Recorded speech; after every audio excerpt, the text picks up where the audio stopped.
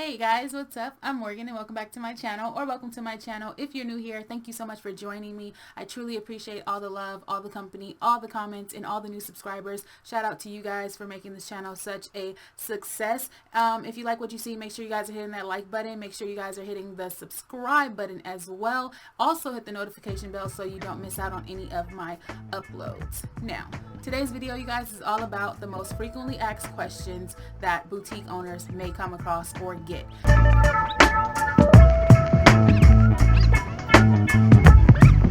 Let's get right to it. Question number one is, how much did you spend when starting your brand? I know a lot of boutique owners get this question all the time because it seems impossible. People like to ask finance questions because, one, they're very curious, but also they probably don't really understand how much it costs to start a brand. Now, I talked about this in this video right here. You guys can check that out, where I started my brand with $500. I know someone else who has a boutique and they started their brand with like $8,000. But to scale, they were buying a lot more pieces than I actually needed for my brand. But for you, if you're asking from a curious standpoint as far as you wanting to start a brand or start a boutique, then you really need to dig into your finances. And again, I answered a lot of that below, but money is a very individual thing. So me starting with $500 might be a lot for you, but someone starting with $8,000 might be the right price to start. So it all depends on your finances, your goals, and what you're trying to accomplish with your brand. Question number two is, where do you purchase inventory for your boutique? A lot of online boutiques, even boutiques that have storefronts, they purchase wholesale, mainly wholesale. A lot of people get their clothes from China, and then on the other end you have people that get their clothes from Los Angeles, which is where I am at, and you just have a wholesale district that you can go and shop at if you have your wholesale license, like your seller's permit. So you can just go down there and purchase clothing for your boutique. I have a video again explaining a lot about the LA showroom website, and I have another video about Fashion Go and how I find my inventory. But even from a swimwear brand's perspective, those videos are helpful for any type of boutique that you have, because it shows you how to navigate the site, and it works for swimwear and it works for fashion because everything is on those websites. Just look up locally on Google. Go to Google and ask Google where to purchase wholesale from, and then put your city, and something should pop up. If it's not directly in your city, it's going to give you the closest in proximity to your city, and maybe that'll be better suited for you if you're someone who's not interested in traveling very far right now. Question number three is, should you buy trendy clothing to make more money? I don't think I've answered this question before. It's never been a direct question to me, but again, I've been mingling with different boutique owners, and they seem to get this question a lot. And I think I don't get the question a lot because I'm a swimwear brand, so I don't buy like trendy pieces. It just doesn't work for my customer. They're not used to it, so I wouldn't do that to them. I wouldn't just throw them trendy pieces. But to answer that question, if you should buy trendy pieces, I think for new boutique owners, you really have to know who you're selling to. Trendy things, just because it's trendy, it doesn't mean that the person that you're trying to target is going to buy those pieces. You could ultimately end up wasting a lot of money trying to fit in a certain mold and trying to cater to a certain trend, because it might not be the trend for your brand. Question number four, do you pay yearly or quarterly taxes? When I first started, I just paid yearly taxes because I wasn't making that much money with my brand. Just now this year, after I filed taxes, because I literally just filed taxes, but after this year, I am going to be doing quarterly taxes. I think it's just more smart for me and where I'm at financially to do quarterly taxes, because I have different streams of income. So for me, just getting everything done at the end of the year is too much of a headache for me. So I feel like if I do them quarterly, I'll be a little bit more on track come time the beginning of next year, so that I'm not super unorganized, and it just works out best for me. So as a boutique owner or brand owner, yes, I will be paying quarterly taxes, because now I have too many streams of income, and I don't want this all to just drop down on me in large chunks at the end of the year. Question, I think we're on number 5. How do you know your target audience, and how do you reach them? If you haven't downloaded this right here, another shameless plug, If you haven't downloaded this is my free fashion branding checklist. We have over 150 downloads already. It's completely free. All you do is input your email and the download will come directly to you. It's a very instant download, and you can fill this out online. If you're on desktop and you open your email, you can actually fill it out. I made it fillable, fillable, is that a word? I made it to where you can fill it out directly on there, but I encourage you to actually download it, print it out, so you can have a fresh copy and you can fill in all of the answers and things like that to the questions that I have. So in order to find your target audience, again, this comes down to your research for your boutique.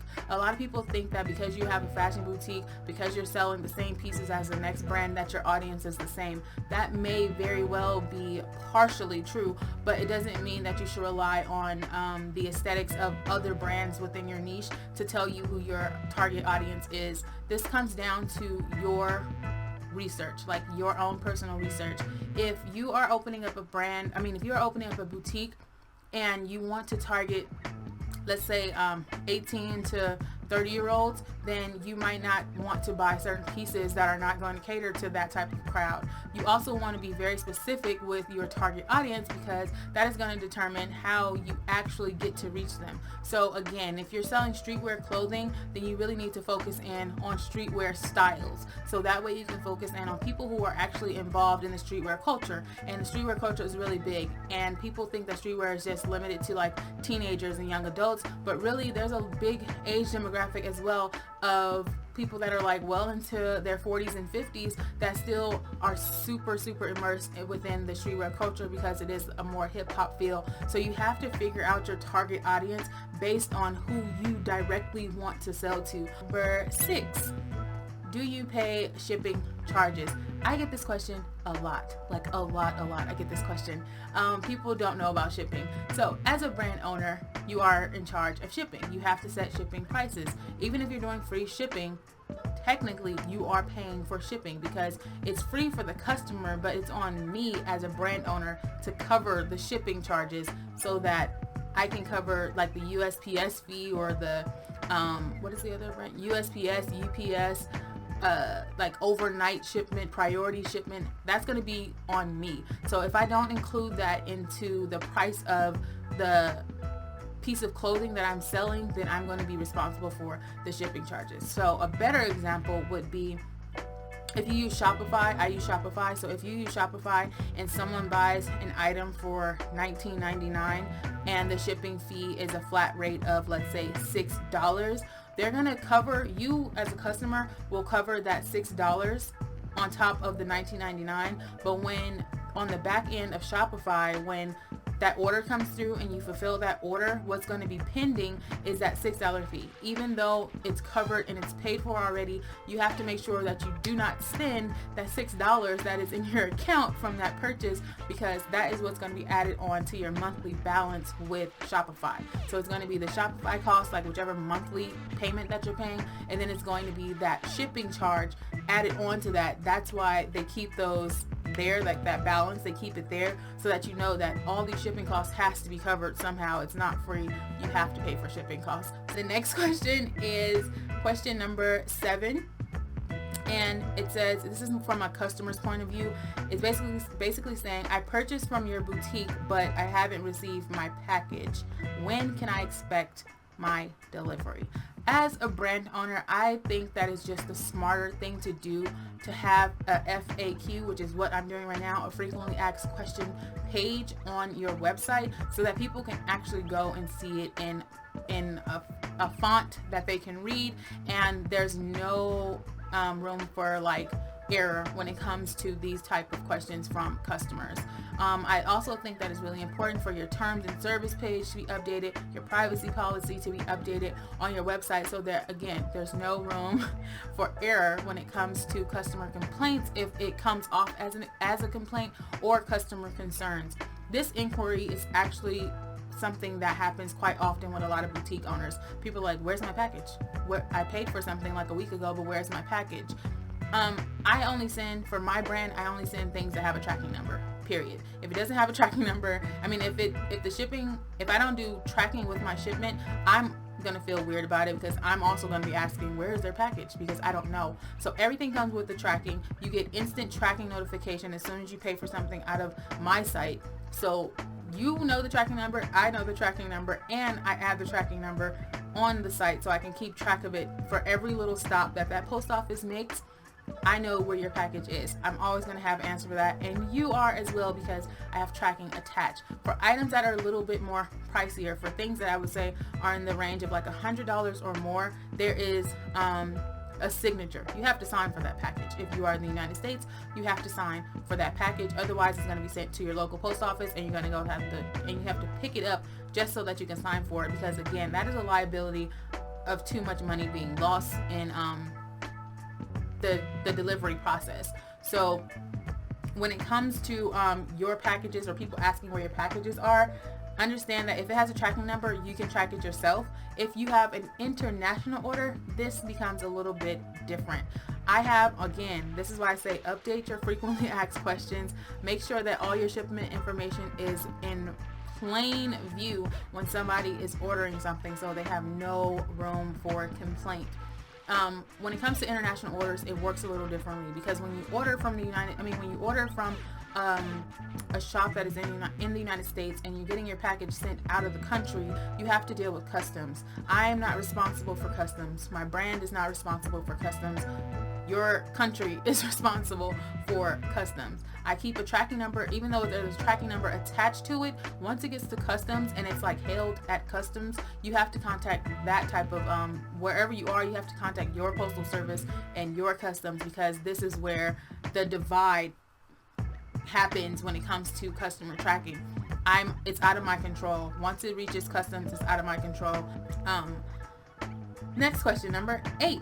How do I price my inventory for wholesale clothing? I did a video about that right here. You can watch that video. It's in more detail. But when it comes to wholesale clothing and boutique owners, I know a lot of boutique owners that like to do 50-50, meaning whatever you pay for the item, you like to double that, so that you're at least making enough for 2 as far as a return. So basically, you're only going to be making your money back per item, so that you can repurchase things like that. It also depends on the type of clothing that you have. You can upsell clothing a lot. It just depends on how you market it. Ultimately, it comes down to your marketing, your photos, and how you're putting your images out, because I've seen boutiques with the exact same pieces. I've seen one sell it for $30. I've seen another boutique sell it for like $150. The difference being is the one that's selling it for $30 is a more affordable brand, but the one selling for $150 has had tons of marketing experience, and they make their images look so good and luxurious, and you just like, well, I'll pay $150, whatever. So it comes down to what you think you can sell your garment for, what you think your customer can sell it for, but that all goes back to your target audience, the demographic of your target audience. What group of people can afford your price point? You have to keep that a very focal point of your brand. The next question, which is number 9, it's more of a concern, like a incoming concern. So it says, I'm getting traffic on my site, but I'm not getting any sales. What is the reason for that? So when you get a lot of traffic on your site, that's a good thing. Don't feel like that's a bad thing. When you get a lot of traffic, it just means that people are probably finding you through search, which means you most likely have pretty good SEO, which is search engine optimization when it comes to your website. You probably have that, or you're advertising really well on social media where you're actually getting people to your site. But if you're not getting any sales, that means that there's a disconnect. Most times when you're not getting sales, it means that your brand isn't in full representation of what you're promoting on a certain site that leads them to your website. So they might see something on Instagram, but then they get to your website and it's like, what the hell is this? Like, it's probably a huge disconnect. It means that your audience is used to a certain thing from you here, but they're not receiving it over here. But when you're getting traffic and you're not getting sales, you probably should look at the structure of your website. Look at how the layout is. Is it very customer friendly? Is it easy to navigate? A lot of people turn away from websites because it's too much going on. It's too much confusion. They don't know how to navigate the site, and it becomes like a big cluster bubble in front of their eyes, and they can't get to what they want to get to. Also, do you have things tagged correctly? If I click on a skirt, is it going to take me to the skirt? Once I get to the skirt, am I going to be able to purchase it? Is it very easy? You have to work on that easy navigation. I made my site so easy, can't nobody complain about how easy it is to use my site. Last but not least, question number 10 is, should I offer pre-orders for my boutique? I have a hard stance on this question. I get this question a lot. People say, why don't I have pre-orders? If I don't have the product, I'm not selling it. Period. If I don't have it in my possession, if I cannot feel it, if I can't touch the product, okay? If I can't touch it, I'm not selling it. If it's not right in front of me where I can package it myself, I'm not selling it. If it's not available immediately at my manufacturer, I'm not selling it. The reason why I'm super hardcore on the answer of saying no, I don't offer pre-sale is because most people that do pre-sale have a lot of issues with customers. This is where you're going to get an influx of emails, like of pure concern, because one, you have to rely on someone else to make sure that your product is ready. You have to rely on your manufacturer or your wholesaler to have that product and that shipment in your possession in a timely manner on what they agreed upon. And Lord forbid anything happens within those companies. This is what's happening now with China. A lot of boutique owners aren't getting their products. A lot of boutique owners have pre-orders set up and people aren't getting their orders, but they've already given you their money. So now you have to deal with doing refunds and all kinds of stuff unless you have something else set in place to basically accommodate them for giving you your money. So no, I don't like pre-orders. I personally feel like if you don't have it, you shouldn't be selling it. Or if you have the tracking, like I said, if you have the tracking on your shipment and you know for a fact that your shipment is en route to you, then that's different. Then yes, go for it. But for me, nope, because I don't like relying on other people. If I don't have it, I'm not selling it. Period. So guys, I hope you guys enjoyed these frequently asked questions. I know this is a little bit of a longer video than usual, or is it? I don't know. But if you guys like this video, make sure you guys please hit that like button. Make sure you guys hit the subscribe button because I love new subscribers. Make sure you go to the comment section. I always leave a question down there for you guys to engage with me. Hit the notification bell so you don't miss out on any of my uploads, and I will see you guys in my next video.